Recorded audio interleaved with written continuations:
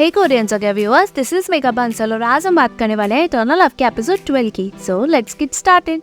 यहाँ पर्सन बायशान का फैन लेकर कहता है ये मेरा है। सभी रेस्टोरेंट के लोग उस पे बिलीव करते हैं। बायशान कहती है तुम्हारा नहीं है, इसे मैंने माउंट जुनजी से लिया है। वो अपना फैन लेने की बहुत कोशिश करती है बट पर्सन अथॉरिटी में कंप्लेन करने की बात करता है। यान जी रोककर कहती है कंप्लेंट तो मुझे तुम्हारी करनी चाहिए, ये मेरे पुराने दोस्त का है, ये तुम्हारे एंसेस्टर का हो ही नहीं सकता। इसलिए जो लेडी कह रही है वो सही कह रही है। पर्सन मजाक उड़ाता है। यानजी कहती है अगर ये तुम्हारा है तो तुम्हें इसका यूज करना आता होगा। पर्सन हिचकिचा के भागने लगता है। तभी यानजी अपनी पार से फैन उड़ाकर बायशान को देकर कहती है इस फैन आर्टिफैक्ट से हम विंड और रेन को बुला सकते हैं। वो बायशान का हाथ आर्टिफैक्ट के साथ ऊपर करती है। बिजली कड़कती है। यानजी कहती है कुछ कहना नहीं चाहते। वो फ्रेंड जो कभी गलत बर्दाश्त ही नहीं कर सकता, उसे अगर पता चलेगा कि तुम जैसे सड़े हुए इंसान ने उसका आर्टिफैक्ट लेने की कोशिश की है तो वो तुम्हें कहीं ऐसी जगह भेजता है जहाँ से तुम यहाँ मॉडर्न रेम में वापस ही नहीं आ पाते। पर्सन माफी मांगते हुए भाग जाता है। यानजी बायशान से कहती है इस पेन को कहीं छुपा दो, किसी को इसे मत दिखाओ, ये मैजिकल आर्टिफैक्ट है इसलिए ये परेशानी और खड़ी करेगा। बायशान जैसे ही उस पेन से खेलने लगती है यानजी को सीन के फ्लैशबैक याद आते हैं। वो कहती है तुम्हें देख के मुझे मेरे पुराने फ्रेंड की याद आ गई, बट वो लड़का था और तुम लड़की हो। बायशान पूछती है कि मैं लड़का जैसे दिखती हूँ। यानजी मना करके चली जाती है। बाहर गोल्डन टाइगर बैठा होता है। वो जैसे यानजी के पास जाने ही वाला होता है तभी बायशान आकर उसे फैन देकर कहती है ये तुम्हारे फ्रेंड का है ना, तो क्यों ना आप उसे खुद ही दे दे। यानजी पूछती है तुम मुझे क्यों दे रही हो। बायशान कहती है आप ही ने तो कहा था कि ये फैन मैजिकल आर्टिफैक्ट है और मैंने इसे ढूंढ लिया, मुझे इसका यूज करना नहीं आता।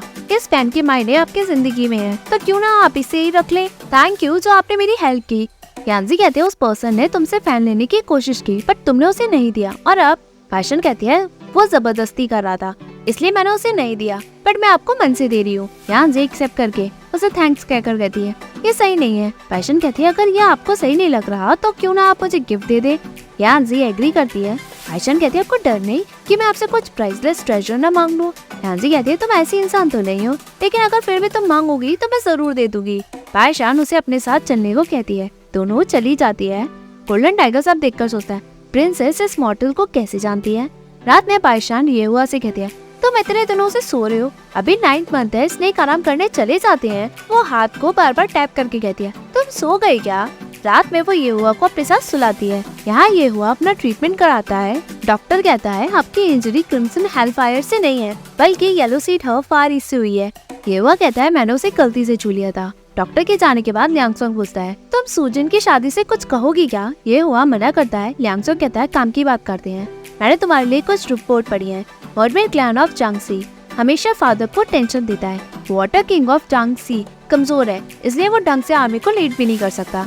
तुम्हें वहाँ पर्सनली जाकर सब ट्रूप्स को लीड करके सब सेटल करना होगा। ये वो कहता है मुझे ये एक्सपेक्ट था और अब मैं वॉर में जाने के लिए भी तैयार हूँ। लियांगसोंग कहता है मर्मेड क्लैन का लीडर एक टाइम पे शिंकांग का सबसे भरोसेमंद इंसान था और अब वो गोस्ट लॉर्ड लीजिंग से नाखुश है। अगर उसे हैंडल नहीं किया तो वो और परेशानी का विषय बन जाएगा। एक और बात, ली युआन की मदर भी इसी क्लैन से आती है। वो तो अच्छा हुआ हेवेनली लॉर्ड ने उस वक्त लीजुन की बात मान ली और लीजिंग को राजा बना दिया। अगर ली युआन राजा बनता तो आज परेशानी और बढ़ सकती थी। ये वो कहता है अगर ली युआन राजा बनता भी तो भी वो कुछ नहीं कर पाता। शिंकांग के दोनों बच्चे रूल करने के लायक है ही नहीं। लियांगसोंग कहता है उनका तुमसे कैसे कंपैरिजन हो सकता है, तुम जन्म से ही राजा बने हो, तुमने कभी भी किसी को भी डिसअपॉइंट नहीं किया। तभी ये हुआ को अपनी इंजरी देखकर बायशान के साथ बिता हुए पल याद आते हैं। लियांगसोंग कहता है मर्मेड क्लैन को सही टाइम के साथ हैंडल करना होगा। वाटर किंग ऑफ जांगसी ने हेल्प मांगी है हेवेनली लॉर्ड से ट्रूप्स को हैंडल करने के लिए। 4 सीज के खुद के वाटर किंग है। अगर हमने एकदम से ट्रूप्स वहाँ भेजे तो उन्हें लगेगा कि हम उनसे लड़ना चाह रहे हैं, इसलिए हमें कुछ अच्छा सोचना होगा। ये हुआ कहता है जैसा मैं सोच रहा हूँ वैसा आप भी सोच रहे हैं ना। लियांगसोंग कहता है मैंने कुछ दिन तुम्हारी जगह ली, बस यही मैटर था जिसने दिमाग खराब कर दिया। चलो हम अब अपनी प्राइवेट बात करते हैं। ये हुआ पूछता है क्या। लियांगसोंग कहता है तुम्हारी एंगेजमेंट चिंगचू की क्वीन बायशान से। अभी मैंने हेवेनली लॉर्ड को तुम्हारी शादी के बारे में डिस्कस करते हुए सुना। वहाँ सभी थे। आफ्टर ऑल वो फॉक्स किंग की इकलौती बेटी है इसलिए इसे ढंग से हैंडल करना जरूरी है। ये हुआ कहता है एंगेजमेंट अरेंज हो गई है तो शादी की इतनी जल्दी क्या है। लियांगसोंग कहता है ये तो मैं भी नहीं समझ पा रहा कि फादर को इतनी जल्दी क्यों है। शायद जो सेकंड ब्रदर ने किया इसलिए उन्हें डर है कि अब कुछ गलत ना हो जाए और इससे वो चिंगचू को दोबारा ऑफेंड न कर दे। ये हुआ उठकर जाता है। लियांगसोंग पूछता है कहाँ जा रहे हो। ये हुआ कहता है सीमिंग से बात करने। तभी वहाँ ये हुआ की कजन जियू आती है बट ये हुआ चला जाता है। सीयू कहती है वो इतनी जल्दी में कहाँ जा रहा है, कहीं सूजन सेकंड वाइफ बन रही है तो उसे हेवनली लॉर्ड से चुराने जा रहा है क्या। यांग सॉन्ग उसे फैन मारकर कहता है तुम ऐसा क्या कह सकती हो, तुम बहुत बदतमीज बनती जा रही हो। जैसे ही वो बाहर आता है सूजन सामने होती है। यांग सॉन्ग कहता है मैंने सुना हेवनली लॉर्ड तुमसे जल्दी शादी करने जा रहे हैं, कुछ दिनों बाद तुम्हें मुझे ग्रीट करने की जरूरत नहीं। सूजन कहती है यहाँ सेलेस्टियल पैलेस में कई सेकंड वाइफ है, भले ही मेरी शादी हो भी जाए तो भी मैं आपको ग्रीट करूंगी। तभी जियू सूजन को पकड़ के कहती है तुम अभी आई हो, ये हुआ कब का चला गया, क्या तुम सच में सेकंड वाइफ बनना चाहती हो, तुम बहुत अच्छी बैकग्राउंड से आती हो, इवन हेवनली लॉर्ड भी तुम्हें अच्छे से ट्रीट करते हैं, अगर तुम मना कर दोगी तो कोई भी तुम्हें फोर्स नहीं करेगा। सूजन कहती है किसी ने भी मेरे साथ जबरदस्ती नहीं की, बस मैं चाहती हूँ। जियू कहती है तो मेरे कजन को बहुत पसंद करती थी ना। सूजन कहती है आज के बाद ऐसी बातें मत करना, समझी। वो यांग सॉन्ग से कहती है मैं बस क्राउन प्रिंस की इंजरीज चेक करने आई थी, क्राउन प्रिंस यहाँ नहीं है तो मैं अब चलती हूँ। सूजन के जाने के बाद जियू कहती है तीजुन के अलावा मुझे कोई लायक ही नहीं लगता और कोई भी मुझे किसी से भी जबरदस्ती शादी करा ही नहीं सकता। यांग सॉन्ग जियू को फैन मारकर कहता है तीजुन के बारे में सोचना बंद करो, तुम यहाँ 9 हेवंस में किसी को भी देख सकती हो, तुम्हारा कजन ये हुआ तुम्हारे लिए डिसीजन लेगा, बट तीजुन को तुम लाइक नहीं कर सकती।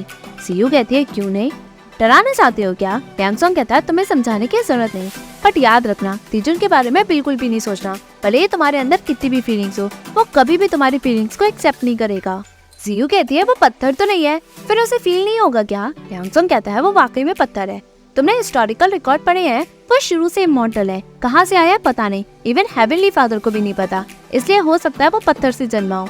जियू मुंह बनाकर कहती है डराना चाहते हो क्या, समझी, तुम्हें डर है कि कहीं मेरी वाकई में शादी तीजुन के साथ हो गई तो तुम्हें मुझे रैंक के हिसाब से ग्रीट करना होगा। वो हंसती है। यांग सॉन्ग कहता है मैं तुमसे वाकई में डरता हूँ। यहाँ ये हुआ सीमिंग से कहता है सियन और मोयुआन की बॉडी एक साथ गायब हो गई। सीमिंग एग्री करके कहता है सभी ने उन्हें पागलों की तरह ढूंढने की बहुत कोशिश की, बट वो लोग नहीं मिले, इसलिए ये एक रूमर था।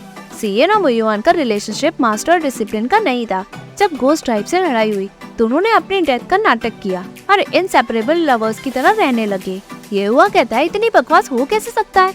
सिमिंग कहता है इसी बकवास के लिए तीजुन ने लिखवाया था कि दोनों प्राइवेट प्लेस चले गए हैं ताकि बेकार की गॉसिप ना हो। ये हुआ कहता है जैसा आपने कहा jade purity fan of Kunlun सीन का आर्टिफैक्ट था, तो फिर वो मॉर्टल रेम में क्या कर रहा है। सिमिंग कहता है सीन का गायब होना अपने आप में एक मिस्ट्री है, अगर आप इसे और देखेंगे तो भी आपको इसके सही जवाब नहीं मिलेंगे। इवन कुनलुन माउंटेन की डिसिप्लिन तक को नहीं पता, शायद जब वॉर हुई तो सीएन ने इस आर्टिफैक्ट को मॉर्टल रेम में गिरा दिया हो। ये वो कहता है शायद ये पॉसिबल है। सिमिंग कहता है कि किस इंसान के पास फैन है। ये हुआ कहता है बस एक मॉर्टल है, कुछ अलग नहीं है। यहाँ बायशान ये हुआ से कहती है अब तो 8 दिन भी हो गए, तुम उठ क्यों नहीं रहे हो, विंटर भी नहीं आई है, तुम अभी से सोने चले गए। ये हुआ उठता है। बायशान खुश होकर कहती है तुम उठ गए, मुझे लगा तुम अगले साल गर्मियों में उठोगे, देखो ये नई रजाई अच्छी है ना, मैं तुम्हारे उठने का वेट कर रही थी ताकि तुम्हें दिखा सको। ये हुआ कहता है बहुत ब्राइट है। बायशान कहती है भले ही ये चटकता कलर है बट मुझे इसका ब्राइट कलर बहुत पसंद आया, देखो मेरे रोज के कपड़े ये नॉर्मल और प्लेन है, कभी कभी चेंज करना अच्छा है ना। ये हुआ कहता है भले ही तुम इतनी प्रिटी नहीं दिखती बट तुम्हारे कपड़ों की चॉइस पूरी नहीं है। फीमेल इमॉर्टल जो कलरफुल सैटिन के कपड़े पहनती है उनसे ये प्लेन कपड़े बहुत बेस्ट दिखते हैं। फैन कहाँ है तुम्हारा, जब मैं गया कुछ हुआ क्या। बायशान कपड़े उतार के कहती है अभी 9th मंथ है, स्नेक ठंड में आराम करने चले जाते हैं। ये वो कहते हैं कपड़े उतारना बंद करो, तुम शादीशुदा औरत नहीं हो, इस तरह से कपड़े उतारना ठीक नहीं।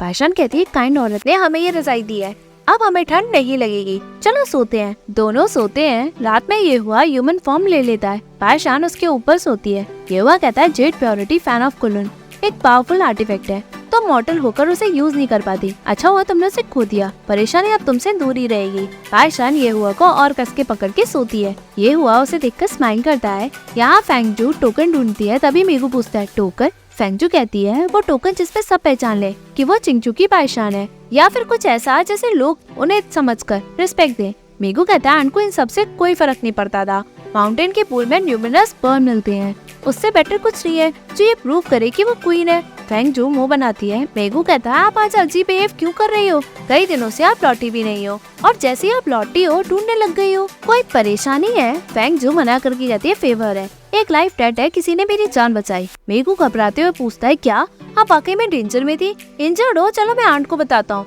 वो तुम्हारी साइड जरूर लेंगी। फेंगजू मना करके कहती है कुछ नुकसान नहीं हुआ है बट मुझे लगता है लाइफ डेट का कर्ज छोटा मैटर नहीं है, इसलिए मुझे चिंगचू छोड़ के जाना होगा ताकि मैं काइंडनेस रिपे कर सकूं। जैसे ही वो जाती है मेगू कहता है फॉक्स किंग और बाइजन भी यहाँ है, आप उनसे बिना मिले जा रही हो। फेंगजू कहती है जाना होगा, अगर उन्हें पता चल गया तो परेशानी और हो जाएगी। तुम उन्हें कुछ मत बताना, बस ये कहना कि मैं घूमने जा रही हूँ कुछ सालों के लिए।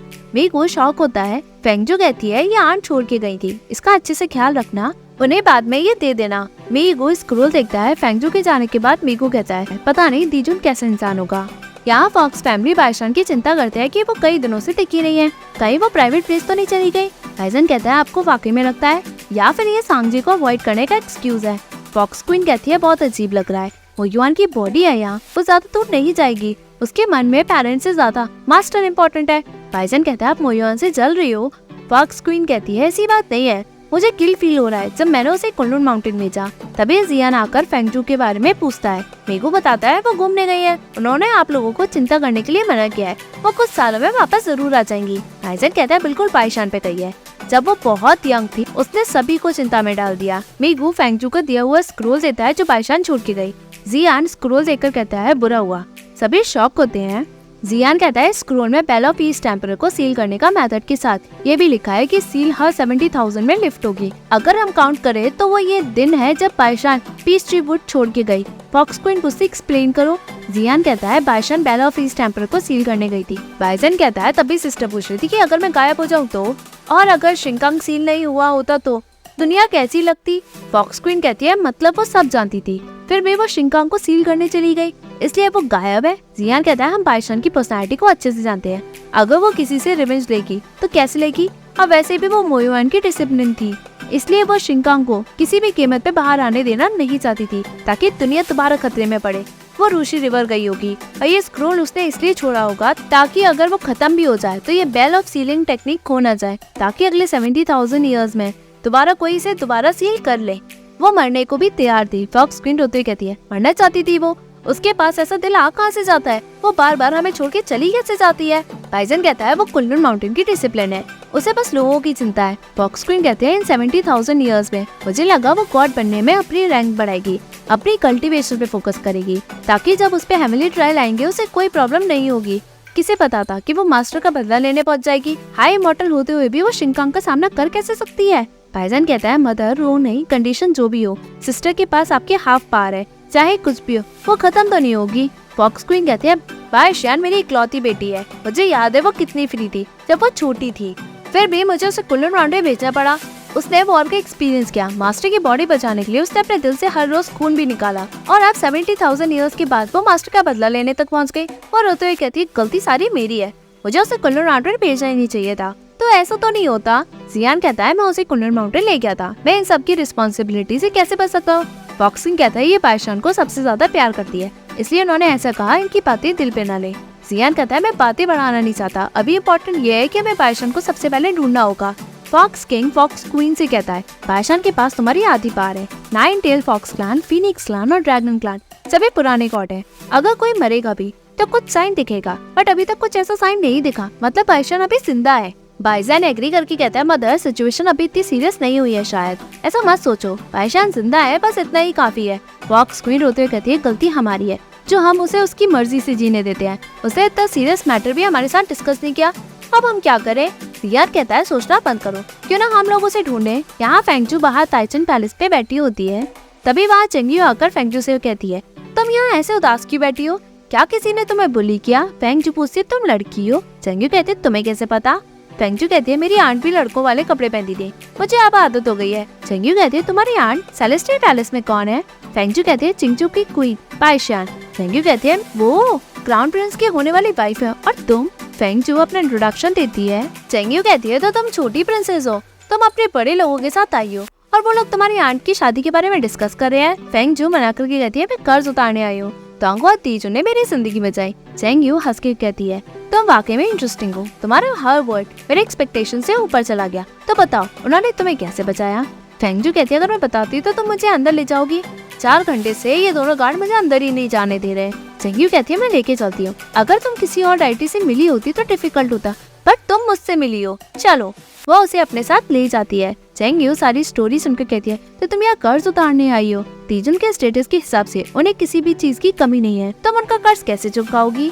फेंगजू कहती है दिनों रात काम करके, जब भी उन्हें जरूरत होगी मैं उनके साइड में रहूंगी। चेंग्यू कहती है तुम 3 तरीके से ताइचन पैलेस में रह सकती हो। पहला, तुम्हारी हाई रैंक होनी चाहिए, वो तुम्हारे पास नहीं है। दूसरा, तुम ताइचन पैलेस में शादी कर लो। फेंगजू घबरा के मना करती है। चेंग्यू कहती है मैं औरतों को समझती हूँ, तुम अभी नहीं कहना चाहती तो क्या, तुम जल्दी कहोगी। पर अब तीसरा मेथड ही तुम्हारे लिए सूटेबल है, तुम कर पाओगी, मेड बन पाओगी क्या? फेंगजू मेड बनकर चली जाती है। सीमिंग फेंगजू से पूछता है तुम यहाँ क्या कर रही हो प्रिंसेस? फेंगजू कहती है अंदर जा रही हूँ। सीमिंग कहता है ये ताइचन पैलेस है। फेंगजू कहती है जानती हो अगर मैं अंदर खो भी गई तो भी मैं इस साइन को पहचान लूंगी, देखो। सीमिंग कहता है बेवकूफी बंद करो, दीजुन इजी गोइंग पर्सन नहीं है। अगर उन्हें पता चला कि तुम ताइचन पैलेस में घुस रही हो तो वो तुम्हें बाहर निकलवा देंगे। फेंगजू पूछती है क्या तीजुन ऐसे हैं? सीमिंग कहता है सेलेस्टियल पैलेस में। कौन तीजुन को नहीं जानता, तीजुन ऐसे ही है, देखो मुझे, मैं भी उन्हें ऐसे ग्रीट करता हूँ। फेंगजू हंस के कहती है वो बहुत इंटरेस्टिंग है। सीमिंग कहता है मुझे आप इंटरेस्टिंग लगती हो। फेंगजू कहती है मैंने एक टाइटी को ब्राइब किया है, मुझे अंदर जाने दो, मैं ये चांस फेस करना नहीं चाहती। सीमिंग पूछता है किसकी हिम्मत हुई बताओ। फेंगजू कहती है मैं बताती हूँ पर तुम किसी को मत बताना, रेडी चेंग्यू। सीमिंग कहता है आपको इंसान सिलेक्ट करना अच्छे से आता है, यहाँ सिर्फ चेंग्यू ही है जो आपकी हेल्प कर सकती थी। फेंगजू कहती है ऐसा क्यों कह रहे हो, वो बहुत प्रिटी और नाइस पर्सन है, इसलिए मैंने उनसे हेल्प मांगी। सीमिंग कहता है जो दिखता है वो होता नहीं है। चेंग्यू मॉर्टल रेम से मॉर्टल बनी है, वो थर्ड प्रिंस लियांग सोंग का लव भी है। फेंगजू कहते हैं तभी जो लोग पावर में होते हैं उनका प्रोटेक्शन होना जरूरी है। सीमिंग उसे ग्रीट करता है। फेंगजू कहती है मैं ज्यादा वेट नहीं कर सकती, मुझसे मिलने आना, मुझे आपकी हेल्प की जरूरत होगी। फेंगजू अंदर मेड बनकर चली जाती है। जीयू सब देखकर एक मेड को बुलाकर कहती है ये सभी मेड है। मेड एग्री करती है। जीयू कहती है दीजुन पैलेस में हर बार कोई नई मेड क्यों आती है, इससे तो ये हुआ बेटर है। स्टार लॉर्ड और जियायूनी उसके साथ रहते हैं, सभी मेल है। मेड कहती है सभी मेड की सबसे लोएस्ट रैंक है, वो सिर्फ काम करेंगी, तीजुन के करीब नहीं जाएंगी। सीयू कहती है सबसे प्रिटी मेड को यहाँ नहीं रखना वरना यहाँ पैलेस में डिस्टरबेंस खड़ी करेगी वो। सभी मेड के साथ फेंगजू भी पहुँचती है। एक मेड उसका बेड दिखाकर कहती है एक मेड ने यहाँ का रूल तोड़ा तो उसे लोअर रैंक में पहुँचा दिया। फेंगजू शॉक होकर बैठती है। तभी पीछे मेड बात करती है इसे अभी लाया है, इतनी प्रिटी है बट अगर ये दीजुन के लिए आई है ताकि अपनी रैंक बढ़ा सके तो इसे सबसे पूछना चाहिए था। यहाँ हर महीने कुछ मेड आती है और बाद में लोअर रैंक में पहुँचा दी जाती है। फेंगजू सब सुनकर कहती है मुझे यहाँ ज्यादा टाइम तक रहना होगा ताकि मैं कर्ज चुका सकूं, अच्छा काम करना होगा ताकि मैं नीचे रैंक में ना जाऊं। बाद में फेंगजू जैसे ये टी दीजुन को देने जाती है, जीयू से रोकते हुए कहती है किसने कहा तुम्हें जाने को, तुम दीजुन को क्या समझती हो, वो पुराने दिनों का अर्थ और हेवन के रूलर थे, उन्होंने अपनी पोजीशन हेवनली लॉर्ड को भी दे दी। सेलेस्टियल पैलेस में सबसे रिस्पेक्टेबल पर्सन है। हेवनली लॉर्ड और क्राउन प्रिंस ये हुआ भी उन्हें ग्रीट करते हैं। तुम नई मेड उनके स्टडी में टी देने जा रही हो, तुम्हें रूल्स नहीं पता क्या? फेंगजू कहती है जहाँ मैं रहती हूँ वहाँ इतने रूल्स नहीं है। जीयू पूछती है तुम कौन से रियम से यहाँ आई हो?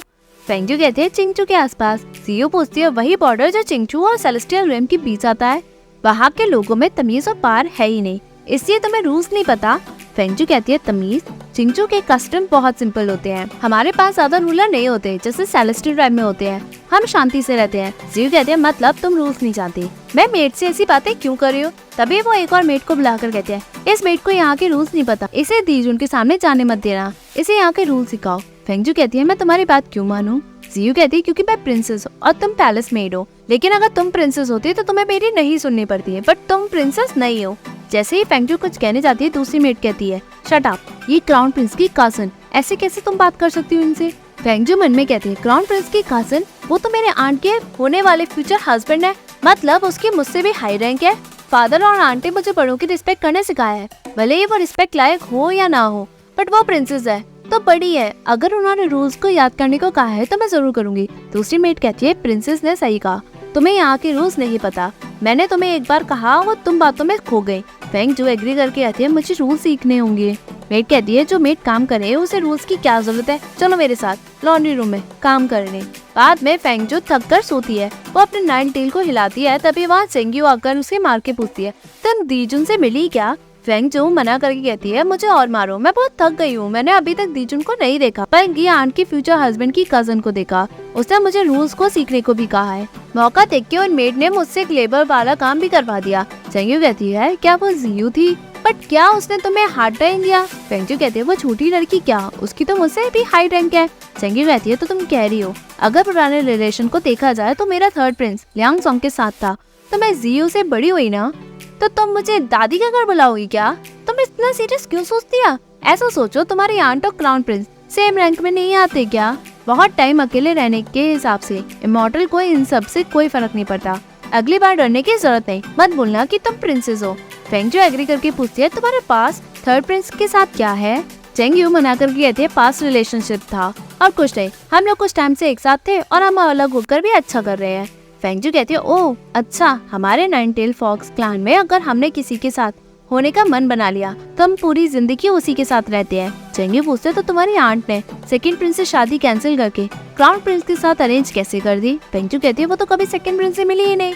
मेरे वाइजन अंकल ने कहा था हमारे क्लान में सभी के लव अच्छे हैं, जो भी चैलेंजेस बचे हैं वो सभी आंट के खाते में आ गए हैं।